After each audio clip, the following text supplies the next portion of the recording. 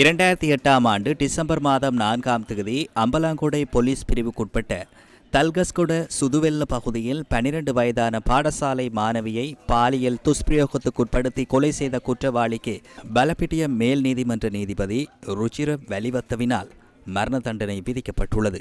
பிரதிவாதிகளுக்கு எதிராக 2 குற்றச்சாட்டுகளின் கீழ் வழக்கு தாக்கல் செய்யப்பட்டதுடன் முதலாவது குற்றச்சாட்டான துஷ்பிரயோகத்திற்காக 25,000 ரூபாய் அபராதம் விதிக்கப்பட்டுள்ளது. அத்துடன் 5 வருடங்கள் கட்டாய கடூழிய சிறை தண்டனையுடன் கொலை குற்றச்சாட்டிற்காக மரண தண்டனையும் விதிக்கப்பட்டுள்ளது. அம்பலங்கொடை மகளிர் வித்தியாலயத்தில் 2008ஆம் ஆண்டு தரம் 6இல் கல்வி கற்ற குறித்த மாணவி பாடசாலை இல்ல விளையாட்டுப் போட்டியில் கலந்து கொண்டு வீடு திரும்பிய போது தல்கஸ்கொட சுதுவெல்ல பகுதியில் கடத்தி சென்று பாலியல் துஷ்பிரயோகத்துக்குட்படுத்திய பின்னர் பொல்லால் தாக்கி கொலை செய்து கிணற்றுக்குள் சடலத்தை வீசியமை தொடர்பிலேயே குறித்த வழக்கு தாக்கல் செய்யப்பட்டிருந்தது.